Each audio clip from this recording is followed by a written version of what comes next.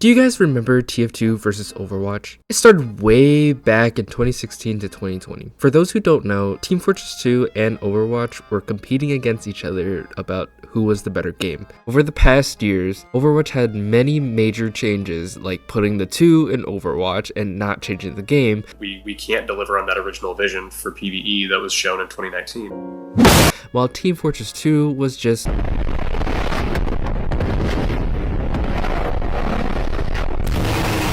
Team Fortress 2 have made an argument saying that the community has kept the game alive over more than a decade while Overwatch died. Fast forward, it has been a whopping 10 years since this argument. Now that it's 2026, this begs a new question. Is Team Fortress 2 versus Overwatch still relevant in 2026?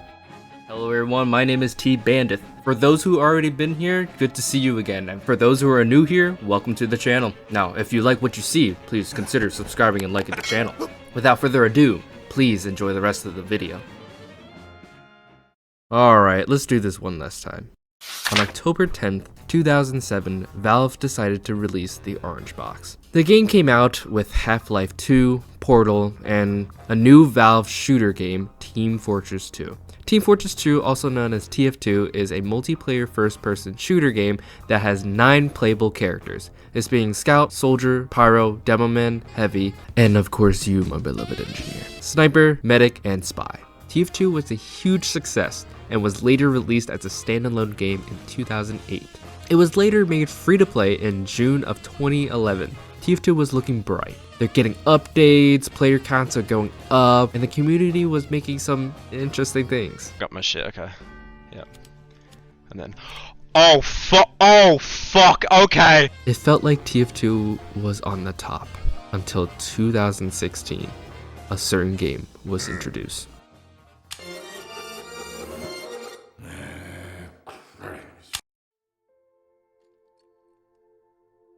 You know, the world could always use more heroes. It is the year 2016 and the game Overwatch was released. Overwatch was released on PlayStation 4, PC, and Xbox. The game was described as a hero shooter, 2 teams of 6, and each player has to select a large roster of characters. Like a talking gorilla, Reinhardt, the German crusader, fighting during the robot uprising known as the Omnic Crisis, losing his comrades due to the war and forced him to go into retirement, fearing his purpose and glory days are over, only to fight again to the second robot uprising called No Sector. And Skin Tight Yuri. Why would you do this?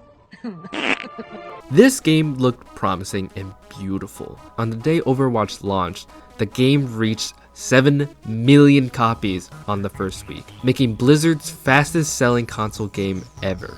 Comparing to TF2, it had around 104.5 million downloads. According to my calculations, Tbandith, 104.5 million is lower than 7 million. Okay, this is an average for TF2 stats from release day to now. I can't even compare it to 2016 TF2 because nobody knows.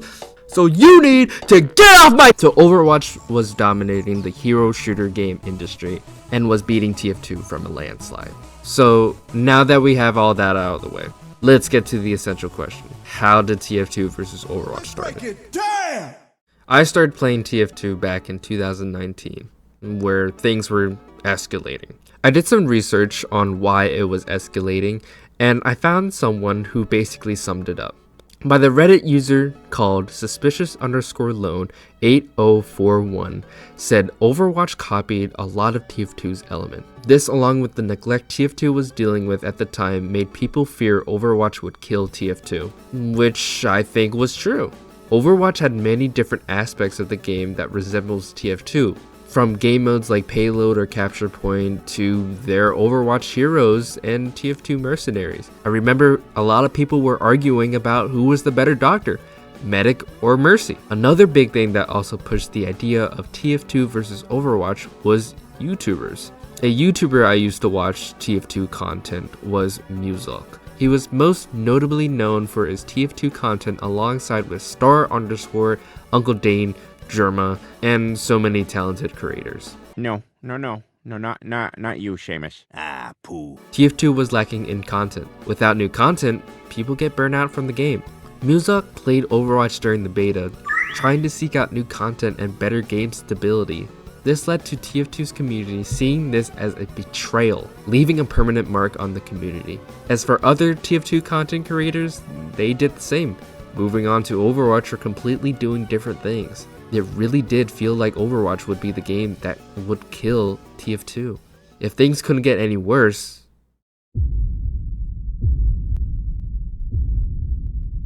TF2 had a massive bot problem. Now, imagine this. You're playing a game of TF2. You're doing your thing, you're being friendly with other players, stealing the intelligence, or just playing the game. Until all of a sudden you get sniped by a spinning sniper. Oh, then, well, we'll just kick the bot, right? More join. Not just the enemy team, but your team as well. Now you have 3 bots screaming loud sounds in your ear, and you're struggling to even get out of spawn. Imagine that, but every game. That was TF2's bot crisis. TF2 was at an all-time low from early 2020 to 2024. You may be wondering, what's this got to do with Overwatch? Due to TF2 being literally unplayable, people started to move to Overwatch. You would think that Overwatch was faced with success after taking most of TF2's community, but you were actually wrong. Overwatch decided to cancel their player versus everyone hero mode they promised to do. They also broke many promises, making the sequel of Overwatch a whole lot of nothing burger, on top of the aggressive monetization. Kiriko, the more collab skins you get, the more I'm convinced the reason you exist is just to steal people's wallets. And to top it all off, they added a 2 to Overwatch. So what did Overwatch do to expand their brand? They added Overwatch to Steam. Oh gee, I wonder what kind of reviews Overwatch was facing on Steam. Surely it wouldn't be that bad. It was that bad.